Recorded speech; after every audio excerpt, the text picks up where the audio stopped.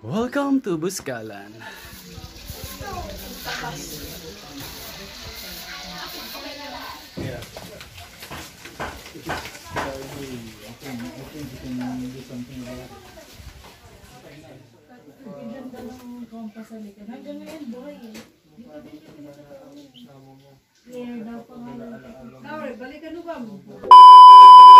Hello watchers, this is Junix. Welcome to my channel.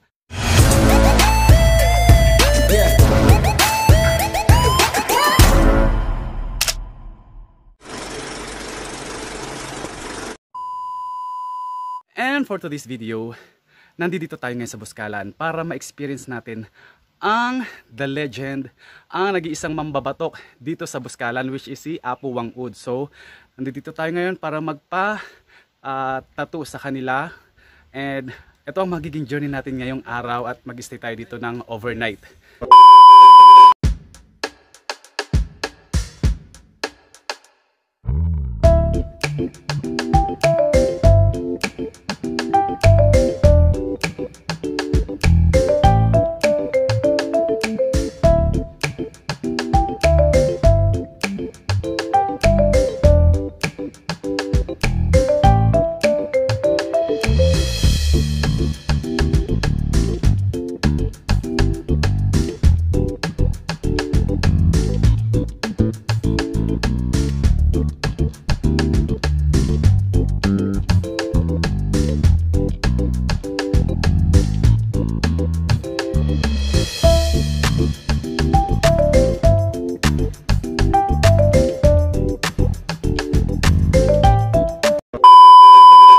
So bali ngayon guys, ang magiging tour guide natin ay si Kuya Jetly.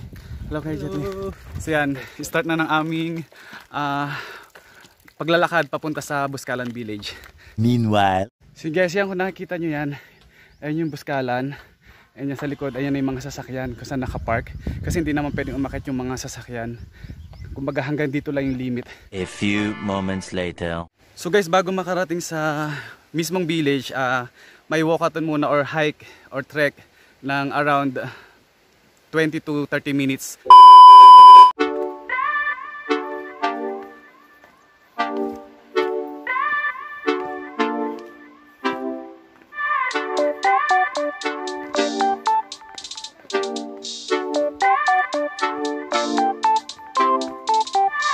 So guys, ito yung daanan, pero tignan nyo naman yung view.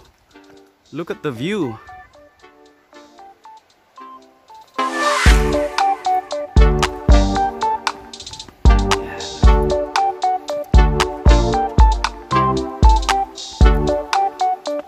Guys, as you can see, meron tayong madadaanan na maliit na tulay dito. So yan, while going to Buskalan, there, look, there you go. Yeah. Then continue walking along the bridge.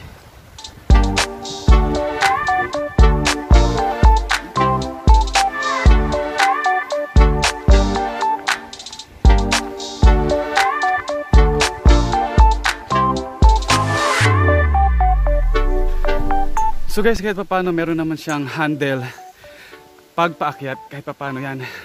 Malaking tulong siya para makaabante tayo sa nilalakaran natin.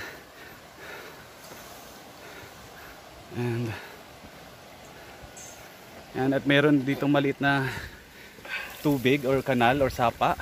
Hindi ko alam kung anong tawag dyan. Papunta sa mga palay na nakatanim.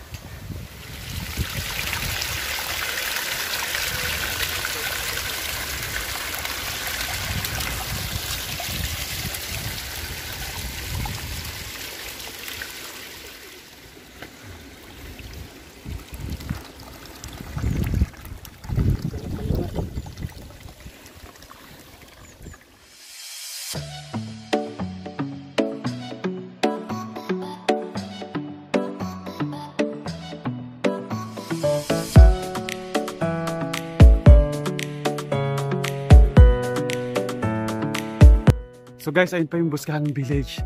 Ayan, kung nakikita nyo, dyan pa tayo pupunta. Woo!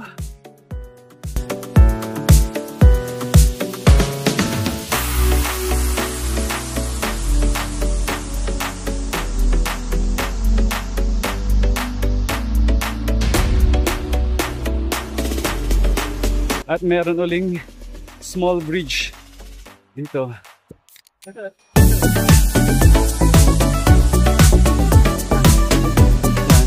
Meanwhile. So guys, medyo hingal mode na tayo. At medyo nasa mataas na part na tayo. Stairway to Boscalan Village.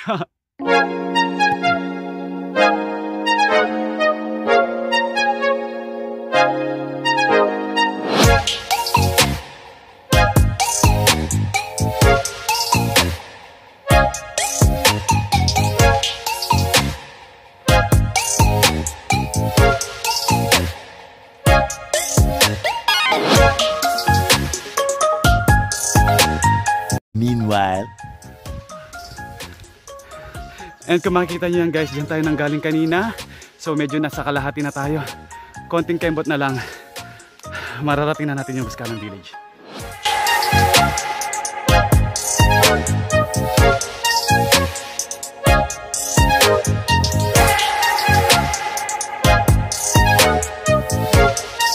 A few moments later. Nakikita ko na yung waiting shed. Makakapagpahinga na tayo ng very light. So yan. Pahinga mode. Tayo sandali dyan. So guys, pahinga muna tayo. At ang person, hingal na. Pahinga muna tayo dito sa waiting shed. Kapoy, uy. Ang person. Tingnan niyo yung view. At mahangin siya. Kaya kahit mainit at kahit nakakapagod, marirelax ka dahil sa ihip ng hangin.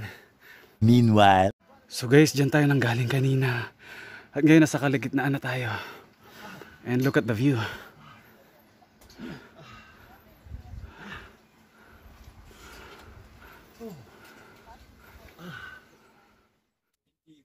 So guys, nakikita nyo yan. Kung ayaw nyo magbitbit ng mga gamit nyo, yan yung gumagalaw na. Kung ayaw nyo magbitbit ng mga gamit nyo, yan, pwede nyo siyang ipadaan sa zipline. And then syempre kayo mag-hike. So yan, may zipline dyan, paakyat at pababa ng inyong mga gamit. So kasi dyan kami nang galing yan. Yung area na yan, dyan kami nang galing. So, dyan babagsak yung, kung saan tayo nakapark, dyan din babagsak yung mga gamit natin. Yan.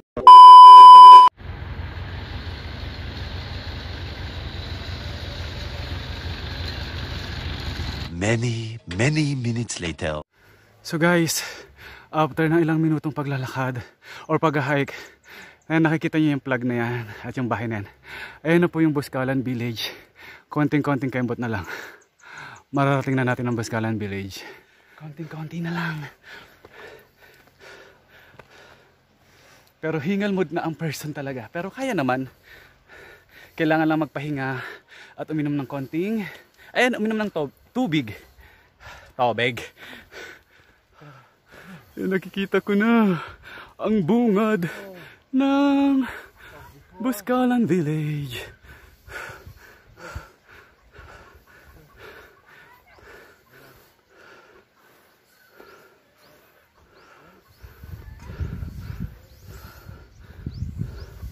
Look at the view, guys. Hello, sunshine.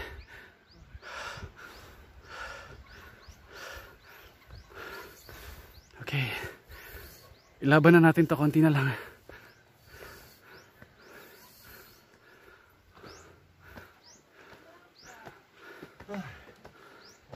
Yan.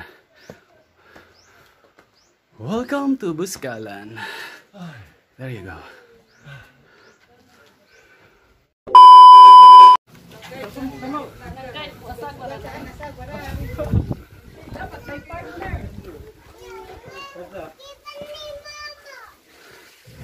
Yan. Sunod lang tayo sa ating tour guide na si Jetly.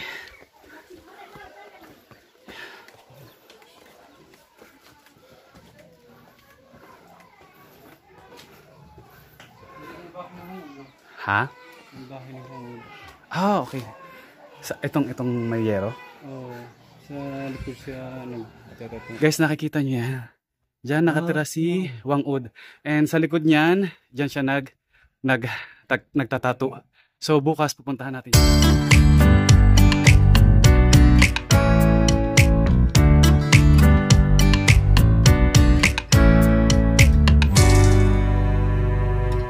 So ngayon guys, diretso tayo sa ating homestay dito sa Buskalan. Meanwhile.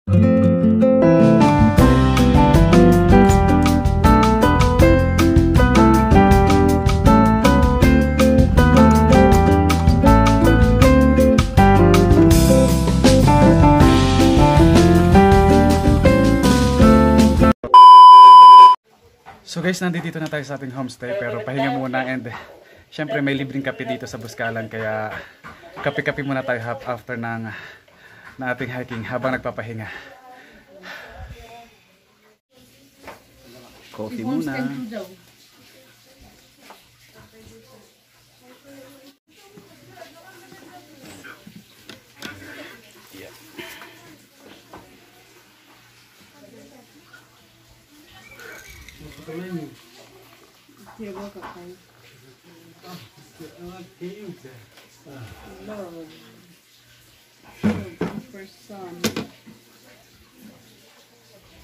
A few moments later. So guys, ito ang ating magiging homestay dito. Oh, orange and blue. I like the color. Yan. So guys, ito ang ating magiging homestay dito sa Buskalan. Ito ang ating bed. And with a big surroundings.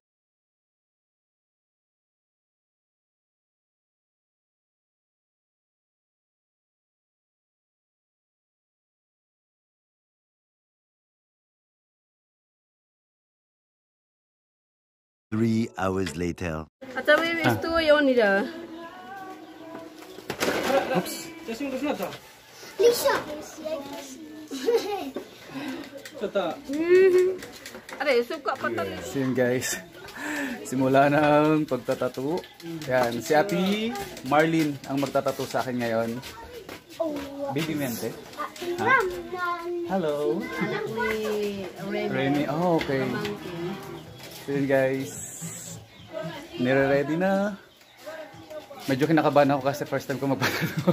Pero kaya yan. Ginusto natin to, di ba? Ya. Oh. Diba? Harap ka dun. Saan?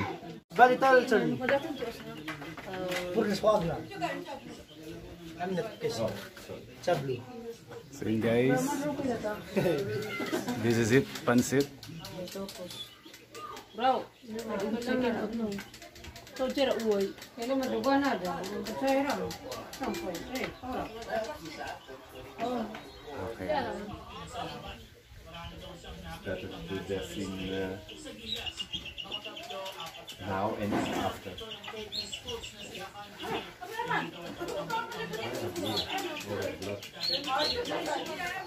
Kahit saan ito sige.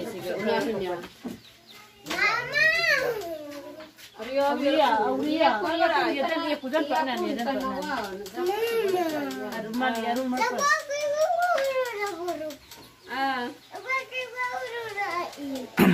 Ngayon guys, si Casey naman, yung pumalit, sub.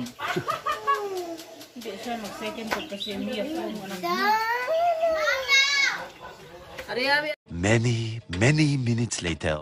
Sa mga oras na to guys, medyo namamanhid na yung pakiramdam ko. Pero kaya naman. So, laban pa rin.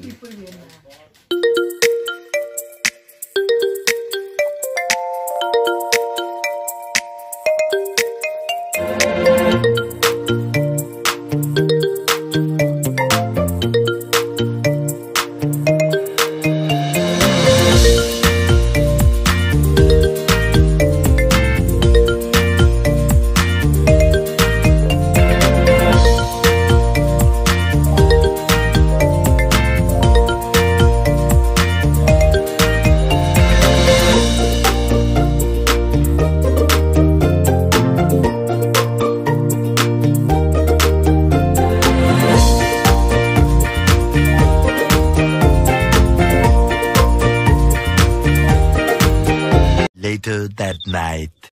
So yun guys, tapos na tayong matatuan ni, actually si Casey tsaka si Marlene yung nagtattoo sa akin, so dalawa sila nagpalitan. So ayan, medyo dugo-dugo pa guys. So at least achieve yung pagpapatato natin dito sa Buskalan. And hindi ko na-expect na within a day, kasi in-expect ko is tomorrow pa. Pero yun nga, since may time pa naman ngayon, nagawa na makapagtato ngayon. And tomorrow, pipila naman tayo para sa 3 dots kay Wang Ud. So ayan, isa sa mga ilo-look forward natin tomorrow to have that 3 dots from Wang Ud. So yan. Yeah. Bucket list achieved. And as of now, as you can see, nandito ako ngayon sa homestay with 1 electric fan. Actually, hindi naman kailangan ng, well, ako hindi ko ginagamit yung electric fan kasi medyo malamig naman yung panahon or yung weather. The next day. Hello guys, good morning. Day 2 na natin dito sa Buskalan. And ayun, ngayong araw yung schedule natin dito para sa 3 dots ni Wang Ud. And yan, since maaga pa naman, naantay na lang natin yung oras, yung schedule para matatuan tayo ng 3 dots. And yan, as you can see, nakahiga pa ako dito sa homestay ko. And makikita ninyo ang daming bandal yan, sa mga wall. And yan, pwede tayong sulat ng kung anong gusto nating sabihin dito as a, as a remembrance. So, yan, ang dami nang nakapagsulat dito sa mga wall ng homestay na to. So yan, abangan nyo ulit mamaya yung ating meet up kay Wang Ud. So, see you again later.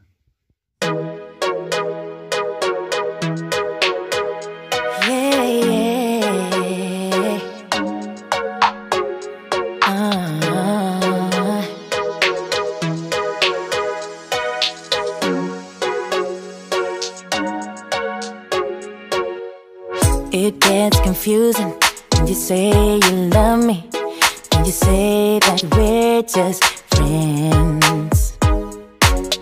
You must be thinking this is just a game. I'm not interested to play. I'm looking for something real. Won't you tell me how you feel? What your true intentions are? Boy, you'll have to raise the bar if you want me, baby. Something needs to change. Many minutes later. Hello guys, dito na natin ngayon dito sa Buskalan. And ngayon, nakapila na tayo sa kay Apo Wang Ud para sa ating 3 dots. And antay lang tayo ng turn natin para sa pila.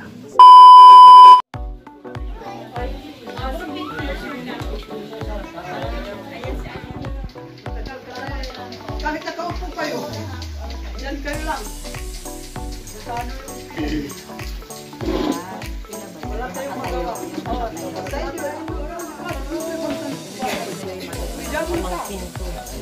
Siyempre ko siguro lang yan na lang. Nagpapit na ako na yun. Basta ko dito galing.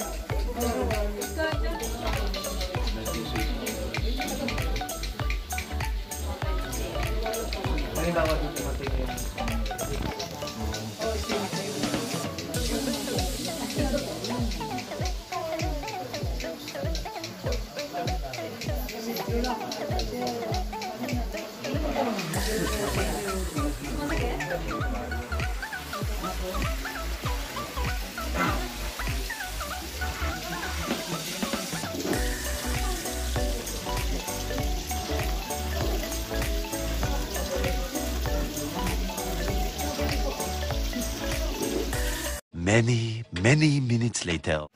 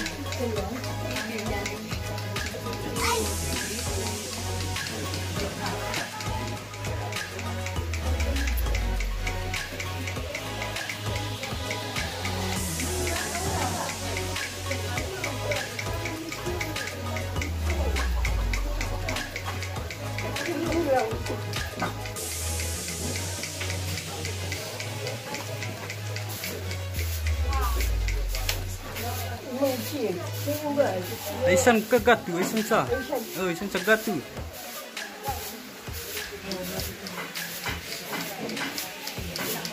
Dar ako impusan sa ako aja saja.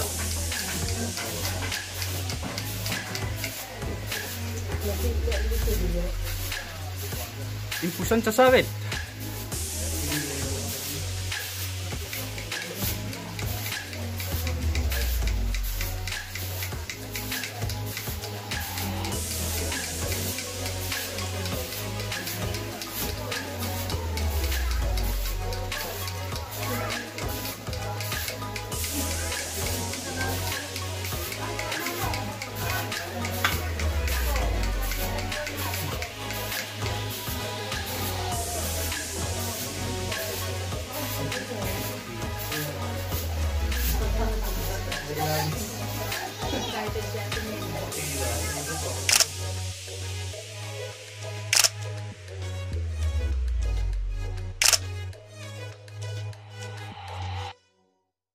Meanwhile. So yun guys, it's time para umuwi na. So pababa na ulit tayo ngayon sa kung saan nakapark yung mga sasakyan, and walkathon uli. Pababa naman or papunta doon, pabalik. So lakad mode uli. Tapos ng ating pakay dito sa Buskalan, which is yung magpatato kay Wang Ud. Ayan, kung nakikita nyo. 3 ni Wang Ud, and yan yung mga design na dito lang makikita sa Buskalan. So achieve natin ang goal na yan. So pero for sure gusto ko pang bumalik dito at gusto ko pang magpa-tattoo ng iba pang design. So for now, ito muna.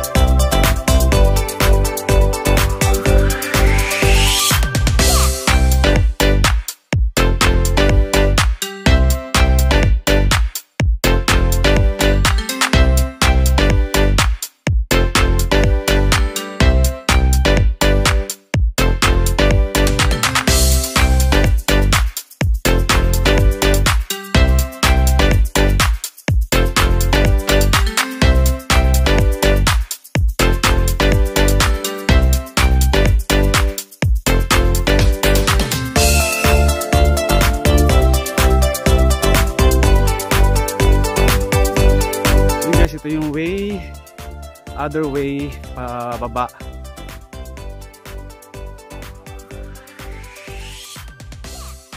Kasi meron silang tinatawag na shortcut at long cut, at ito yung way na long cut.